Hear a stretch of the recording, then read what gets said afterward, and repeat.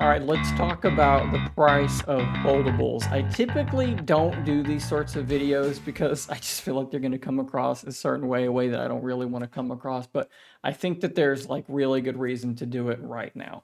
The foldables that most of us are either looking at buying or buying tend to be very expensive, right? This guy retails at $17.99. The older brother to this one, or I guess the younger brother to this one, retails likewise $17.99. And then, of course, this one is $100 cheaper, still very, very expensive. And I think that when you're talking about the Z Fold devices, I think that they probably have had historically the best case to be made for being that price. And don't get me wrong, I'm not saying that these devices are worth $1,800. Almost certainly they are not worth $1,800 to almost anyone. And that's not me saying these devices are bad. I love these things. These are the only phones that I have really any interest in using at all full time. But just the idea that a phone could be worth $1,800 is a difficult thing to justify for the vast majority of people. So why do I think this device, or the younger brother, the Z Fold 5, this is the 4.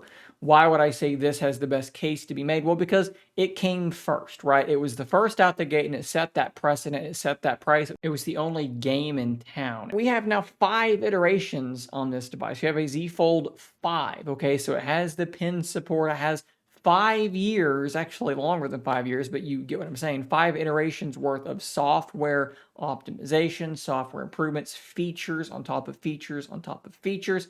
So when Samsung says this is $1,800, I think that, it, like I said, probably has the best case to be made. Of course, then Google comes out with the Pixel Fold and it's the exact same price. And I'm going to sit here and tell you to your face, I would have loved to have seen this thing be cheaper than it came out. Now, granted, it did sell out in a lot of the different models, and I think that Google was expecting very modest sales of this device. With that being said, I think it probably met their expectations, if not surpassed their expectations. But as a consumer, as someone who's like just thinking about like what would have been cool for them to do, how could they have immediately tried to surpass this device in terms of their market share? Well, being less than the Z Fold 5 would have been a really good place to start because, as I've talked about in prior videos, I love this device. I would use this device over the Z Fold, believe it or not, for some of you.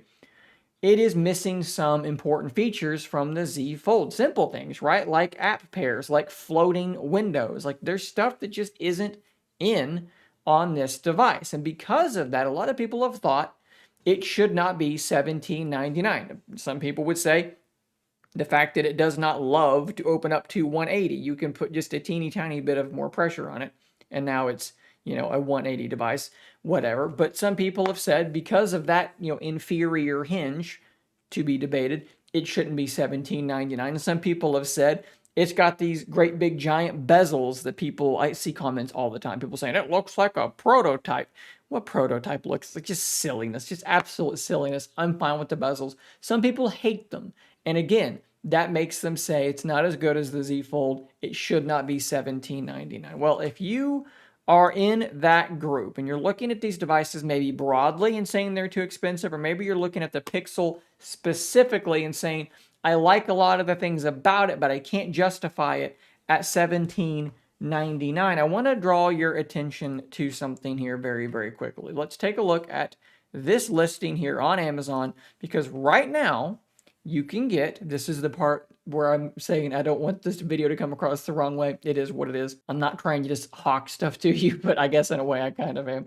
This device right now is on sale for $13.99 for Black Friday, for the holiday that we are currently experiencing. Okay, so if this device had launched at $13.99, this thing would have been the biggest no-brainer on earth for a lot of people looking at folding phones, okay? It just would have been. For me, it would have totally changed the tone of my coverage from being, this is a foldable that looks like, feels like it was made specifically for me, but maybe has some shortcomings for other consumers, to being, this is a phenomenal phone, in particular at this price, wildly undercutting the competition. It would have made me basically feel like, this thing's just great all around. Like for that price, man, this would have been an unbelievable buy. Right now, you can get it for the price that maybe you could argue it always should have been. Now, I got to point this out to you as well, though, not to be outdone. If you want to go with the Z Fold route, well, Samsung is actually doing the same thing, but actually harder. They are $12.99 right now, and this is a Fold 5. This is not, reconditioned, refurbished, anything like that. Both of these are brand new from Google, from Samsung, $12.99 and $13.99. If you're looking to jump on board with a foldable, you finally have two things. One, you have options. You have 3 different ones to choose between. And 2, you have some pretty stellar sales going on right now as a way to jump in. And, kind of shockingly right now, they are both undercutting the OnePlus Open, a device that I would say all around is the best foldable phone you can purchase. I think that, if you just kind of factor everything in, I think it's all around the most no-brainer of a suggestion that I could give someone. If you're looking to get just a foldable phone and you don't want to be disappointed by really anything, this is just the one that I would recommend. But it's $1,700 right now, and the Z Fold is $13 and the Pixel Fold is $14. And those are big, big, big differences in the price. Personally, I still love my Pixel Fold. I still love the fact that I can run these betas straight out of the gate and get new features straight out of the gate. I still love the Pixel ecosystem. I still love the Pixel Fold's form factor. But again, guys, like I keep saying, this device is right there as well. And $1,300 brand new for the Z Fold 5. You're really not going to be disappointed with that either, especially if you are someone that, does need that S Pen. That's going to be right there for you as well. I would love to know kind of what you guys would think about this idea, though. Like, what if the Pixel Fold had launched at $13.99? Like, how big of a difference would that have made for you? Maybe you've not bought one. Would you have bought one day one for that price? Let me know in those comments down below. Between these two, which one would you rather grab? 14 for the Pixel Fold, 13 for the Z Fold 5, Dex, S Pen, all that good stuff right there. Let me know what you think about that in the comments down below, guys. I am going to drop links to these things in the description, and maybe not just Amazon, maybe also like Best Buy and their official stores as well, because I think these deals are across the board. If they are an affiliate link, I'll have text saying that they are. If you click that link and make the purchase, I will get commission off that, and it does help support the channel. So what I'd say is, if you're looking to buy one of these and this deal is like, man, okay, the time is now, might as well just use my link because it's going to support the channel. It doesn't cost you a dime, just helps me out. So at any rate, guys, thanks for watching. Subscribe for more content just like this, and until next time, stay nerdy.